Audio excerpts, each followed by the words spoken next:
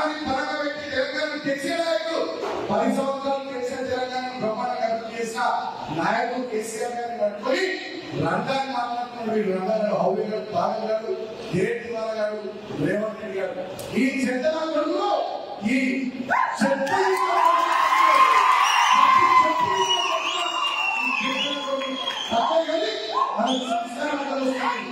మనకి సంస్కారం అంటే వస్తుంది.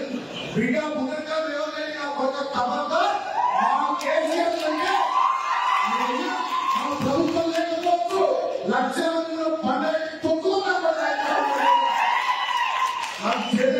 పదేళ్ళలో ఉన్నాం. మేము అనుకుంటే నువ్వు ఉంటున్నారా, నీ కాంగ్రెస్ ఉందా, నీ లీడర్ ఉందా, నీ ఉందా కండక్ట్ చేస్తే ప్రాణాయుధం కలిపాలతో దూరం కలిపాలతో మొదలు కానీ మేము ఆ కక్ష సాధింపు పోరాటం పోలేదు. మేము అభివృద్ధి చేయాలి. బీఆర్ ఫ్రస్ట్రేషన్ నాయకులారా, ముఖ్యమంత్రిని ఇష్టం వచ్చినట్లా మాట్లాడుతుంటే చూసుకుంటూ ఊరుకుంటారు అనుకుంటే ఇక మామూలుగా ఉండదు. మీ చర్మగీతం పాడాల్సినటువంటి అవసరము సమయం వచ్చిందనే అనుకోవాలి. ఇంతగానో ఫ్రస్ట్రేషన్ 2 నెలలకే తట్టుకోలేక చచ్చిపోతున్నారు. ప్రతిపక్షంలో ఉండలేక అంటే మీ దోపిడీకి అడ్డుపడ్డందుకు మా ముఖ్యమంత్రి, మా మంత్రి గణం అంతా, కాంగ్రెస్ పార్టీ నాయకులంతా తెలంగాణకు అభివృద్ధి చేద్దామనే దిశగా పరుగులు తీస్తుంటే దోపిడీ చేసిన దొంగలు అలీబాబా 40 చోర్లు అందరు వచ్చి ఒక్కొక్కడు ఒక్కొక్క స్టేట్మెంట్ ఇస్తున్నారు. నిన్న హరీష్ రావు, మొన్న కవితమ్మ, వాళ్ళు మొన్న కేటీఆర్, ఈ రోజు ఒకడున్నాడు. చెప్పులు చూపిస్తున్నారు దొంగలందరూ. అరే అన్నం తిన్నాడా, కడుపుకి ఇంకేమన్నా తిన్నాడా? ఒక్కొక్కడు ఒక్కొక్కలాగా మాట్లాడుతున్నారు. ఫస్ట్ కవితమ్మ కేటీఆర్ తో మొదలు పెడదాం. కవితమ్మ దొరసానమ్మ చాలా మాట్లాడినావు. నేను నిన్న మొన్న కూడా దీని విషయంలో మాట్లాడిన కవితమ్మ అడిగిన లెక్కల గురించి. అప్పుడు నేను సమాధానం కూడా చెప్పిన.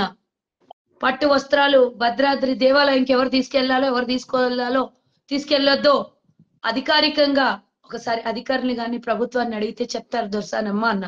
ప్రియాంక గాంధీ వచ్చి 1,00,000 మంది మహిళలతో మేము ఇక్కడ కార్యక్రమం ప్రియాంక గాంధీ గారితో చేస్తాము అన్నప్పుడు ఆమెకి ఏముంది వార్డు మెంబరా అని అడిగింది. దొంగమో వార్డు మెంబర్ లేకపోయినా పర్లేదు కానీ మీ అల్లునికి కనీసం మేజర్ కూడా కానటువంటి శ్రీరామచంద్రుడికి పట్టు వస్త్రాలు పంపించిండు. అది గుర్తుంచుకో. ఇక దాని గురించి నేను మళ్ళీ మాట్లాడదలుచుకోలేదు. ఇకపోతే బంధువులు, కుటుంబ పాలన గురించి ఆయమ్మ చాలా చెప్పింది. ఏందో నీ కుటుంబ పాలన గురించి. మేమేమన్నా కుటుంబ పాలన అంటే కేసీఆర్, హరీష్ రావు, కవిత, లేకపోతే కేటీ రామారావు, ఇంకొక అజయ్ రావు, ఆ రావు, ఈ అజయ్ రావు కాదు, సంతోష్ రావు, ఆ రావు, ఈ రావు గురించి ఒక్క క్యాబినెట్ లో ఇంతమందిని కూర్చోబెట్టిన పాపానికి ఎవడూ పోలేదు. అంతకు మించి ఇంత పెద్ద దోపిడీలో ఎవ్వరు తెలంగాణ వచ్చినాక గాని రాకముందు గాని ఎవరు కలలో కూడా ఊహించుకొని ఇంత పెద్ద దోపిడీ చేస్తారు.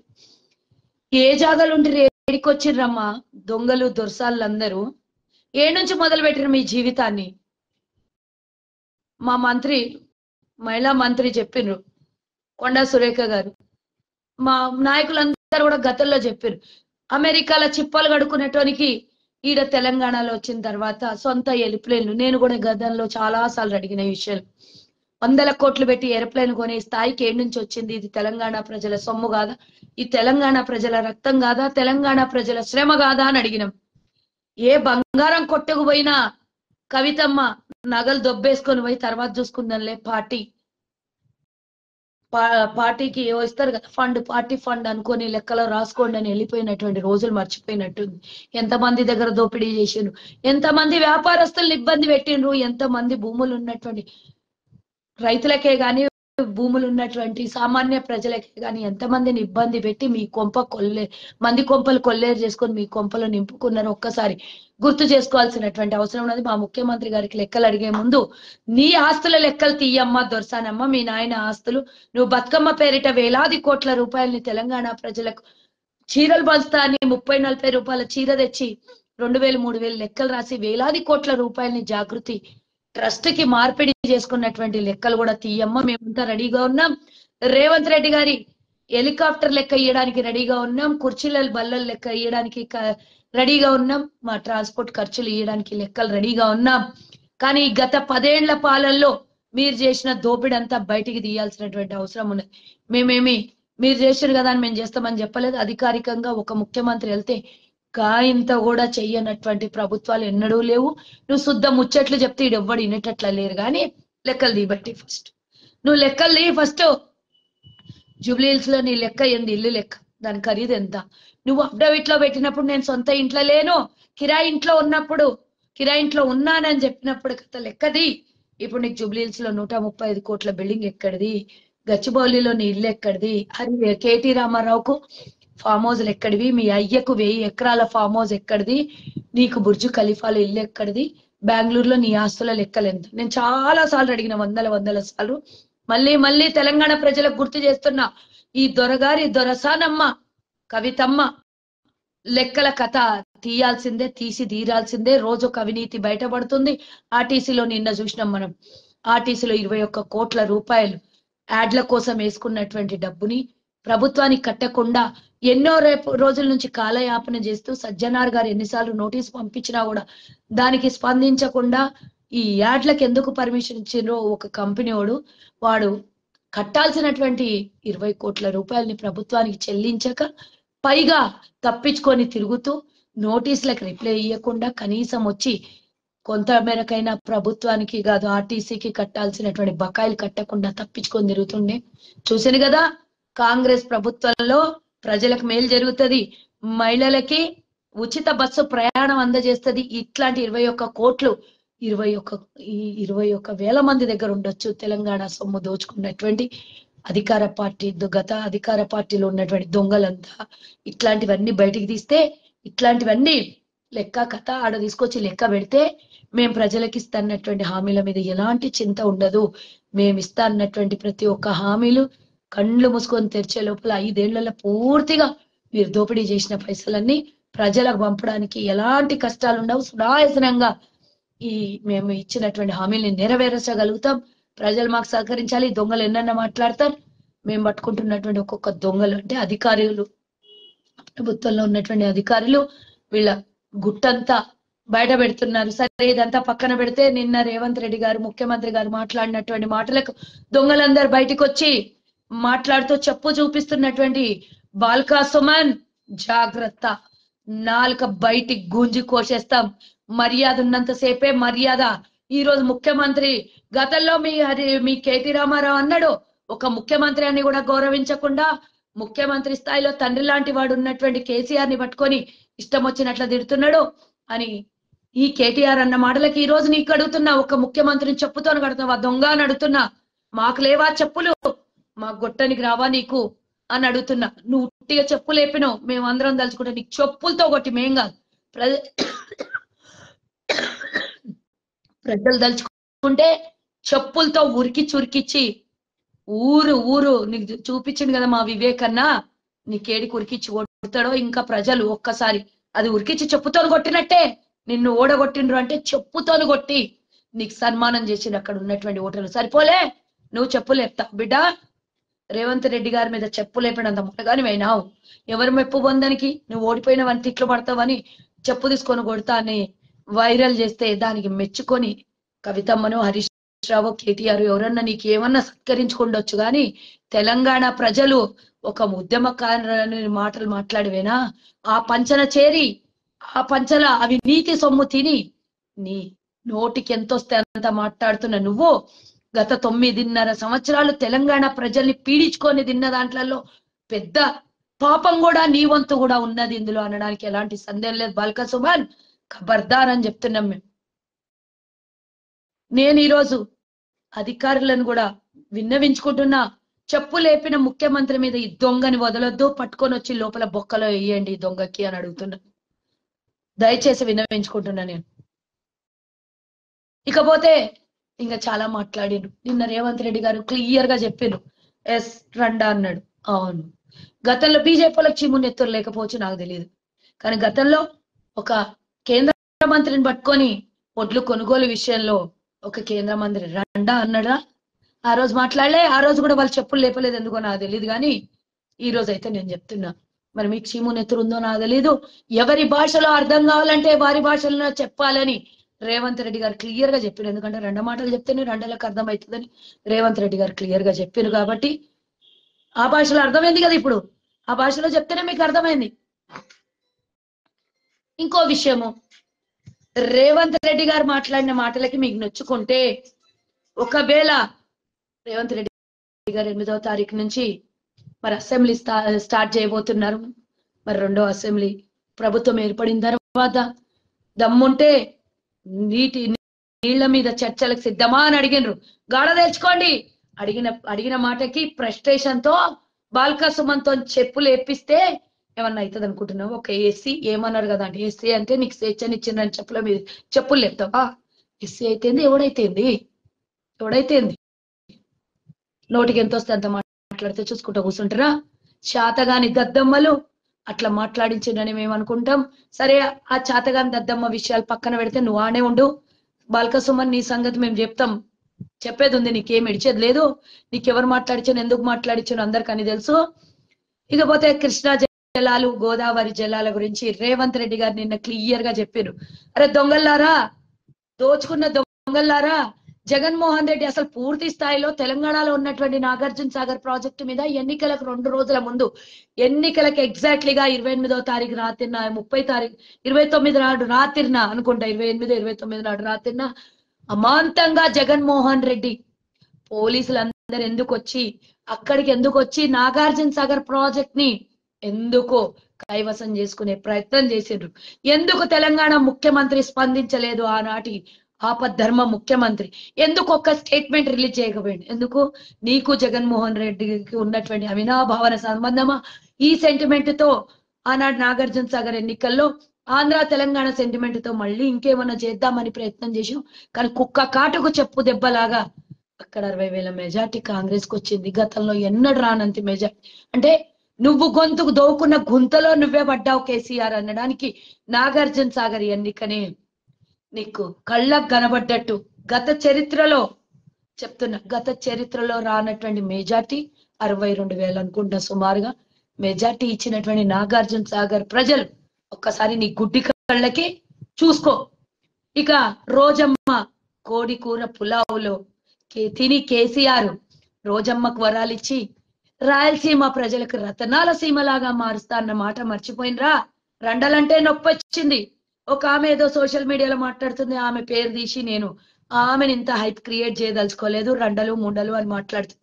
ఫస్ట్ ఆఫ్ ఆల్ దొరసానమ్మ, గడిల పరిపాలనలో గత ప్రభుత్వంలో ఉన్నటువంటి నువ్వు ఒక్కసారి కేసీఆర్ కి ఇదే మాట అడగలేకపోయినవా? రండమ్మా, 2 మాటలు మాట్లాడినమ్మా, అడగలేకపోయినవా దొరసాని? ఎందుకన్నావు? ఒక కేంద్ర మంత్రిని పట్టుకొని రండా ముండా అందించినావు. ఎన్నోసార్లు ప్రెస్ మీట్ లో కూర్చొని బూతులు, నోటికొచ్చినని బూతులు మాట్లాడిన ముఖ్యమంత్రి యాద రాలే తల్లి నీకు? మేము చెప్పినాం కదా కుల్లా, ఏ భాష మాట్లాడితే అర్థమవుతుందో ఆ భాషలో చెప్పిన మా ముఖ్యమంత్రి గారు. ఇక దొరసాని పేరు నాకు సంబంధం లేదు, కానీ దొరల గడిలో కట్టేసినటువంటి చెప్పింది కదా, 12 మంది ఎమ్మెల్యేలకు గట్టేసుకున్నాం అన్నట్టు ఈ పిల్లతో మాట్లాడించినేమో గాని రండా అన్నదాకా మాట్లాడలేదు. సరే, నేను కూడా నీకు అదే అంటే నాకు అవసరం లేదు, నీ ఇంకితానికి ఇడిచేస్తున్నా. మరి ఈ జలాల విషయంలో, వాటా విషయంలో నేను చెప్పదలుచుకున్నా. తెలంగాణ ప్రజలకు అందరికి అర్థమైంది, కేసీఆర్ దొంగల గుంపుకి, మాదేదైతే మేస్త్రి గుంపు ఉంది కదా, మేము బిల్డ్ చేసే గ్రూప్, దొంగల గ్రూప్ కి నేను సమాధానం చెప్తున్నా. దోచుకొని తినే దొంగల గ్రూపు అలీబాబా 40 crore గ్రూప్ కి నేను చెప్తున్నా. మరి ఆనాడు కృష్ణా జలాల్లో మన వాటెంత? 811 టీఎంసీల నీళ్లలో 68% తెలంగాణ వాటా ఉంటే 32% ఆంధ్రప్రదేశ్ వాటా. మరి 68% ఉన్నటువంటి వాటా తెలంగాణలో, తెలంగాణకు నీళ్ళు ఎంత అందించాలి? నువ్వు 511 టీఎంసీ నీళ్ళని ఆంధ్ర జగన్మోహన్ రెడ్డికి అప్పచెప్పి మరి మిగతా 288 ఎంతనో టీఎంసీల నీళ్లు తెలంగాణకి ఇచ్చినావు. అసలు ఈ దొంగకి, ఈ ఒప్పుకున్నటువంటి ఈ అగ్రిమెంట్ కి కేంద్రం మీద వదిలేస్తామని సడి సప్పుడు కాకుండా మోసేసినటువంటి ఈ తెలంగాణ వాటా సొమ్ముని తెలంగాణ ప్రజలకు అందాల్సినటువంటి పాలమూరు జిల్లాకు రావాల్సినటువంటి నీళ్ళని ఎవరికో తరలించుకొని పోతే చూసుకుంటూ కూర్చున్నటువంటి ఈ హరీష్ రావు దొంగ, కేసీఆర్ దొంగ, ఇంకా మాట్లాడితే కుటుంబ దొంగలు. మరి ఏమైందమ్మా? మనకు రావాల్సిన వాటాని వాళ్ళకిచ్చి వాళ్ళకు పోవాల్సినటువంటి వాటా మనకు తీసుకున్నటువంటి సమయంలో ఎన్ని వందల కోట్లకి ఈ దొంగ వ్యవహారం నడిచిందో చెప్పాల్సినటువంటి అవసరం ఉంది. మళ్ళీ రేవంత్ రెడ్డి గారి మీద, కాంగ్రెస్ పార్టీ మీద ఏడుస్తున్నటువంటి దొంగలకి చలో చర్చలకు సిద్ధమా అని అడిగాను. 2 రోజులు కాదు, 24/7 పెట్టుకున్నా సరే మీ మైకులు మేము ఆఫ్ చేయం. మీకు ఎన్ని గంటలు కావాలన్నా, ఎన్ని రోజులు కావాలన్నా నీళ్ళ మీద చాయ్ పే చర్చలాగా నీళ్ళ మీద చర్చకు మేము సిద్ధమా? సిద్ధం. మీరు సిద్ధమా అని అడుగుతున్నాం. రండి, దమ్ముంటే గాడు అసెంబ్లీలో 8వ తారీఖు నుంచి మాట్లాడుకుందాం. మీకు దమ్ముంటే రండి. రేవంత్ రెడ్డి గారి లెక్కలతో పాటు, పూర్తి లెక్కలతో పాటు ఒక శ్వేతపత్రాన్ని రిలీజ్ చేస్తారు. దాని మీద మీకు క్వశ్చన్ అవర్ ఎంతసేపు కావాలంటే అంతసేపు ఇస్తాం. సమాధానం చెప్పండి. ఆనాడు ఉమ్మడి ఆంధ్రప్రదేశ్ ఉన్నప్పుడు 2004 నుంచి 14 వరకు జరిగినటువంటి విషయంలో ఈ బీఆర్ఎస్ దొంగ కేసీఆర్ కాంగ్రెస్ పార్టీలో కేంద్ర మంత్రి, ఈ హరీష్ రావు దొంగ తెలంగాణలో మంత్రి. మరి ఏం బీకిండ్రా మీరు? ఆనాడు అడ్డుపడి రాలే తెలంగాణ వాటా తరలించుకొని పక్క రాష్ట్రాలకు పోతుంటే అడగడానికి రాలే? ఆనాడు సొంత లాభాల కోసం, సొంత అభివృద్ధి కోసం, సొంత పదవుల కోసం పార్లమెంట్ లో ఒప్పుకొని వచ్చి ఆనాడు తెలంగాణకు దక్కాల్సిన వాటని ఆంధ్ర రాయలసీమ పోతే చూసుకుంటూ కూర్చున్నటువంటి మీరు ఉద్యమకారులు అంటే మేము నమ్మాలా? మీరు తెలంగాణ కోసం కొట్లాడినంటే మేము నమ్మాలా? కేవలం నీకు అధికార దాహం. ఒక ముఖ్యమంత్రి తెలంగాణలో రావాలి, ఇంకో ముఖ్యమంత్రి ఆంధ్రప్రదేశ్ లో పోవాలి, 2 రాష్ట్రాలు విడిపోవాలి. ఇదే ముఖ్య ధ్యేయం. తెలంగాణ ప్రజల అభివృద్ధి కాదు, తెలంగాణ నిరుద్యోగుల మీద ప్రేమ కాదు, తెలంగాణకు రావాల్సిన నీళ్ళ వాటా మీద మమకారమో లేదు. ఏదీ లేనటువంటి దొంగలు లక్షల కోట్ల తెలంగాణ ఆదాయాన్ని ఈ రోజు దుమిడీ చేసి దొంగతనం చేసినటువంటి మీరు కాంగ్రెస్ పార్టీ గురించి, మా ముఖ్యమంత్రి గురించి, మా మంత్రుల గురించి, మా ప్రభుత్వం గురించి మాట్లాడే దమ్ము మీకుందా? ఇంకా ఈ దొంగ హరీష్ రావు చాలా మాట్లాడిండు. నాకెంత మాట్లాడినా, వీళ్ళ గురించి ఎంత విమర్శించినా కూడా చీతూ అన్నట్టే ఉంది. కానీ వీళ్ళని ఎన్నిసార్లు విమర్శించినా సిగ్గు శరం లేదు వీళ్ళకి. విమర్శలు కాదు, వీళ్ళు అన్న మాటలకి మేము నిజమైన సమాధానాలు చెప్పి ఆధారాలతో సహా చూపిస్తున్న సిగ్గు శరలు మళ్ళీ అవే మాటలు. ఒకడేమో చెప్పుతోను కొడతా అంటాడు, ఒకడేమో పొట్టోడు అంటాడు. అసలు నువ్వెంతరా భూమికి 3 అడుగులు కూడా లేనటువంటి జగదీశ్వర్ రెడ్డి రేవంత్ రెడ్డి గారి గురించి మాట్లాడుతావు, దొంగ అంటావు. మరి నువ్వేం చేసినావు? నువ్వు గ్లాసులో సోడా కలిపేటోని నీకు ఈరోజు 1000 కోట్ల ఆస్తులు ఎక్కడి నుంచి వచ్చినాయి చెప్పమ్మా? ఏడుండే నీ స్థాయి? ఈ రోజు నీ లెక్క పత్రాలు తీద్దాం, నీ బినామీల పేర్ల మీద ఉన్న ఆస్తుల వివరాలు తీద్దాం, బినామీల పేర్ల మీద నువ్వు దాచిపెట్టిన తెలంగాణ ప్రజల సొమ్మును తీద్దాం. ఆనాడు లేనటువంటి ఐషో ఆరాం ఈ రోజు ఏడు నుంచి వచ్చింది దొంగ నీకు?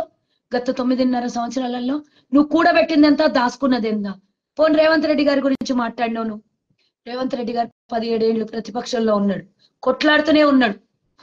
సొంత కష్టంతో ఈరోజు ప్రభుత్వాన్ని అధికారంలోకి పార్టీని అధికారంలోకి తెచ్చి ప్రభుత్వం ఏర్పాటు చేసి నువ్వేంద్ర గ్లాసులో సోడా కలిపెట్టోని పొట్టోనివి రేవంత్ రెడ్డి గురించి మాట్లాడతావు? ఇక కవితకైతే ఎన్ని తిట్టినా తక్కనే ఉంది. ఇక ఒక్కొక్కడు నోటికి వచ్చినట్లు మాట్లాడతాడు. ఓడైతే పేరు తీయ నేను. రాత్రి 1 గంట వరకు దాగి ఏ పబ్బులలోనో బార్లలోనో వండేటోడు. అసలు లిక్కరు, ఈ గంజాయి, మత్తు పదార్థాలంటేనే ఆమడ దూరం ఉండి విసుక్కొని తిట్టి కోప్పడే మా ముఖ్యమంత్రి గారి గురించి ఓడు మాట్లాడతాడు. పొద్దుగాల 12 అయినా సోయి ఉండదు, రాత్రి 12 అయినా ఏ బార్లనో పడేసి వచ్చేటోడు రేవంత్ రెడ్డి గారి గురించి విమర్శిస్తాడు. నేను పేరు చెప్పదలుచుకోలేదు, వ్యక్తిగత విమర్శ కాబట్టి ఇది నేను పేరు దలుచుకోలేదు. వాళ్ళకైతే తెలుసు ఎవరికి తిరుగుతున్నానో అర్థమయ్యి ఉంటుంది. ఇక 1 కాదు 2 కాదు, వీళ్ళ గురించి చెప్పుకుంటూ పోతూ ఇంత పెద్దగా అవుతుంది. కానీ నా వీడియో చూసే వాళ్ళకి కూడా కోపం వస్తుంటది. ఇంతగానో ఇన్ని తిట్లు, ఇంత దోహం చేసినటువంటి వీళ్ళకి తిట్టుడు కాదు. ఒక్కసారి నువ్వు కూడా సుజాతమ్మ వాళ్ళ మీద చెప్పు చూపి అంటారు. కానీ నేను నా ఇంకితం నేను మర్చిపోను. ఈరోజు తెలంగాణ ప్రజలు చెప్పు చూపించిండ్రు మీకు ప్రతిపక్షంలో కూర్చోబెట్టండి. ఎందుకు? మీరు మమ్మల్ని మా జీవితాన్ని తాకట్టు పెట్టేసిండ్రు. ఈరోజు మా కాళ్ళకి చెప్పులు అరిగేటట్లా ప్రభుత్వం చుట్టూ తిప్పించుకున్నారు మా కష్టాలకి. కాబట్టి ఆ చెప్పులు అరిగిపోయినాయి. మేము ఓటు ద్వారా అరిగిపోయిన చెప్పులు చూపించినాం మీకు అని తెలంగాణ ప్రజలు మ్యాండేట్ ఇచ్చిండ్రు. మాకు అదే శ్రీరామ రక్ష ప్రజలు ఇచ్చినటువంటి ఇది ఒరిజినల్ జెన్యూన్ ప్రజల మ్యాండేట్. కాబట్టి మేము ప్రజల కోసం, అభివృద్ధి కోసం, ప్రజా పాలన, ప్రజల సేవ మాత్రమే చేస్తాం. ఈ దొంగలకి నాలాంటి వాళ్ళు సమాధానం సరిపోతారు. మా ముఖ్యమంత్రి లాంటి వాళ్ళు, మా మంత్రులు లాంటి వాళ్ళు సమాధానం చెప్పాల్సినటువంటి అవసరం లేదు. మళ్ళీ ఒకసారి కాంగ్రెస్ పార్టీ గురించి మాట్లాడితే లిక్కర్ రాణికి కూడా నేను సవాల్ ఇస్తున్నా. లిక్కర్ రాణికి కూడా నేను ఖబర్దార్ అని చెప్తున్నా. సోనియా గాంధీ, రాహుల్ గాంధీ, ప్రియాంక గాంధీ మా ఖర్గేతో పోల్చుకునేటంత స్థాయినిది కాదు. వాళ్ళు పడేసిన భిక్షం మీద మీరు ఈరోజు కుర్చీలలో కూర్చొని అనుభవించినటువంటి ప్రతి పైసా అధికారము మేం పెట్టినటువంటి, మా నాయకులు పెట్టినటువంటి, మా కాంగ్రెస్ పెట్టినటువంటి భిక్షని దొంగ అని నీకు చెప్తున్నా నేను. ఒకవేళ తెలంగాణ ఇయ్యకపోతే నీ కుటుంబం నాంపల్లి దర్గా దగ్గరనో లేకపోతే ఈసుబాబా దర్గా దగ్గరనో నాలుగు ప్లేట్లు పట్టుకొని అడుక్కొని తింటుండే. మీ అన్న అమెరికా నుంచి తెలంగాణకు కూడా ఏరోప్లేన్ ఎక్కడ రాగనికి లేక ఆ ఎయిర్పోర్ట్లను ఏడన్నా అడుక్కొని తింటుండే. ఇది గుర్తుంచుకోండి. మళ్ళొకసారి నాలుక జారి ఎవడన్నా మా ప్రభుత్వం మీద విమర్శలు చేస్తే మేము అభివృద్ధి దిశగా అడుగులేస్తున్నాం, మేము ఇచ్చిన హామీల్ని నెరవేరుస్తున్నాం. 200 యూనిట్ల గురించి, కరెంటు గురించి అడుగుతాడంటే హరీష్ రావు దా రా రేపు అసెంబ్లీకి, ఎమ్మెల్యేవే కదా. రేపు 500 రూపాయల గ్యాస్ గురించి అడుగుతాడంటారా, 400 పెన్షన్ గురించి అడుగుతాడంటారా, జాబ్ క్యాలెండర్ గురించి అడుగుతాడంటారా, మేము వేసినటువంటి 7,000 ఉద్యోగాల, నర్సుల ఉద్యోగాల భర్తీ కోసం మాట్లాడతాడంట రా. మొన్న ఎల్వి స్టేడియం సాక్షిగా మేము వాళ్ళకు ఉద్యోగాల్ని కల్పించినామో లేదో మేము సమాధానం చెప్తాం. నోటిఫికేషన్లు విడుదల చేసినాడు. ఏం చేశారు మరి? ఎంబీకి 9.5 సంవత్సరాలు ఉంటే నర్సులకు ఉద్యోగాలు ఇవ్వలేదు. మేము 1,60,000 ఉద్యోగాలు వేసినాం. వీళ్ళు ప్రభుత్వంలో 10 ఏళ్లలో 10,000 ఉద్యోగాలు వేయలేదంటాం. అరే బడవల్లారా, సిగ్గు శరం ఉందా? ఒక్కొక్కసారి మా ఉద్యోగ నోటిఫికేషన్ విడుదలైనప్పుడల్లా 1,30,000, 1,50,000, 50,000 డిఎస్సి ఇట్లా పడినాయి. ఉమ్మడి ఆంధ్రప్రదేశ్ మొత్తం 50,000కి 50,000 ఉమ్మడి ఆంధ్రప్రదేశ్. రాయలసీమ ఆంధ్రకి ఇయలే. 1,35,000 ఉద్యోగాలు రాయలసీమ ఆంధ్రకి తప్ప తెలంగాణకి ఇయలేదు అనుకుంటే నీ అవివేక, నీకు అన్నం తినే నోరు అయితే, ఆ రొచ్చు తినే నోరైతే ఇట్లా మాట్లాడుతావు, అన్నం తినే నోరైతే ఇట్లా మాట్లాడవని హరీష్ రావుకి హెచ్చరిస్తా. 10,000 ఉద్యోగాలు తీ లెక్కల్ని. నేను ఏడికి పోయినా బయటికి సలాం పెడతారు. ఒక పోలీస్ కానిస్టేబుల్ అయినా ఈ రోజు ఎస్ఐ పోస్టులలో ఉన్న. మాకు రాజశేఖర్ రెడ్డి హయాంలో పెట్టిన భిక్ష ఇది, మా కాంగ్రెస్ హయాంలో పెట్టినటువంటి భిక్ష ఇది. మాకు ఉద్యోగాలు వచ్చినాయి, మేము ఉద్యోగాలు చేసుకుంటున్నాం. మాకు ఇచ్చినటువంటి, మా స్థాయికి, మా తాతకు దగ్గర ఇచ్చినటువంటి ఉద్యోగం మేము నిరుద్యోగులుగా మిగిలిపోకుండా ఆనాడు కాంగ్రెస్ వేసినటువంటి ఉద్యోగాలని అందరు సెల్యూట్ కొట్టి సలాం చేసేటటువంటి కొన్ని వేల మంది ఉద్యోగస్తులు, లక్షల మంది ఉన్నారు. సిగ్గు లేకుండా 1,65,000 ఉద్యోగాలు ఇచ్చినామంటావు 10 ఏళ్ల నుంచి. ప్రైవేట్ ఉద్యోగాలన్నీ నీ అప్పై, మీ మామయ్య వేసినాయని. ప్రతి ప్రభుత్వంలో ప్రైవేట్ ఉద్యోగాలు లక్షలు వస్తాయి. అవన్నీ నాయే అని అంటే ఇక పెట్టిన సంస్థలన్నీ ఇడికెళ్ళి దోచుకొని మీరు పెట్టినట్టే అవుతుంది. చెప్పకనే చెప్పారు, మా సంస్థలవి, మా డబ్బే, మేమే పెట్టిన మా సంస్థలన్నీ, అందులో ఉద్యోగాలని మేము ఇచ్చినాయి అని అంటారు. ఇండైరెక్ట్ ఒప్పుకున్నట్టే. మర్యాద ఎంత ఉండాలో అంత ఉండండి. మేము శ్వేతపత్రం రిలీజ్ చేస్తాం 8వ తారీఖు. ఇంకా 2 రోజులు ఉన్నది, రండి. మేము 100 రోజులు అడిగినాం, మీరులాగా 10 సంవత్సరాలు మేము మూసుకొని కూర్చున్నామా? ఈ రోజు మీరు చేసిన అవినీతిని అంతా బయటికి తీస్తున్నాం. బకాసురులాగా మింగేసారు భూములని. ప్రతి డిపార్ట్మెంట్లలో 1,000 కోట్ల రూపాయలు స్కాములు చేశారు. అవన్నీ తీయొద్దు మేము లెక్కలు. ఆర్టీసీ ఉద్యోగస్తుల ప్రాణాలు తీసారు వాళ్ళకి రావాల్సిన బకాయిలు ఇవ్వకుండా. మీ బతుకుజాడు. మీరు కూడా రేవంత్ రెడ్డి గారి గురించి, కాంగ్రెస్ గురించి, తెలంగాణ ప్రజలు ఈరోజు చీతు అని ముస్తున్నా కూడా ఇంకా మాట్లాడుతున్నారు అని అంటే 39 మంది చాలా పెద్ద ప్రతిపక్షం అంట. మా 39 మందిని ఎదుర్కొనే దమ్ముందా రేవంత్ రెడ్డి అని ఒకడు అడుగుతాడు. అరే సిగ్గులేని వాళ్ళారా, 103 మంది మేము ప్రతిపక్షంలో ఉండగా మేము 5 మంది అంటే 5 మంది ఎమ్మెల్యేలేం. మరి రేవంత్ రెడ్డి గారు అసెంబ్లీలో లేరు, కానీ 5 మందిని ఎదుర్కొని ఈ రోజు కాంగ్రెస్ పార్టీ 64 మంది ఎమ్మెల్యేలతో ప్రభుత్వాన్ని ఏర్పాటు చేసింది. 5 మంది ఎమ్మెల్యేలు గుర్తుంచుకో, 20కి 5 చేసిండ్రు. కానీ మేము ప్రతిపక్షంగా నిటారుగా నిలబడి కొట్లాడి ఈ రోజు తెలంగాణ ప్రజలు ఇచ్చినటువంటి ఆశీర్వాదంతో ప్రభుత్వం ఏర్పాటు చేసినాం. ప్రతిపక్షంలో ఉంటేనే నీకింత ధీమా ఉంది. మేము 5 మందితో ఉన్నప్పుడు నీ అయ్యను కొట్లాడినాం, నీ అయ్యని ఢీకొన్నాం. మాకు లేదా దమ్ము. 39 మంది ఇచ్చారు కదా. అప్పుడు 39 మందికి ఇంత సొల్లు గార్చుకుంటే 103 మందిని ఉన్నప్పుడు ఎదుర్కొన్నాం మేము 5 మందిని. మూసుకొని కూర్చోండి. ఇక ఎక్క మాట్లాడితే ఇజ్జత్ పోతుంది. మీరు బయటికి వస్తే నిజంగానే ఆ బాల్క సుమన్కి మీకు అందరికి చెప్పులతోని ప్రజలు కొట్టగలరు. జాగ్రత్త. అసెంబ్లీ వరకన్నా జాగ్రత్తగా రండి. మధ్యలో ఎవడన్నా కొట్టినా కూడా కొట్టగలరు. మీకు మీ జాగ్రత్తలో మీరుండి అసెంబ్లీ దాకా రండి. ప్రశ్నలు ఎదురుగా 8వ తారీఖు.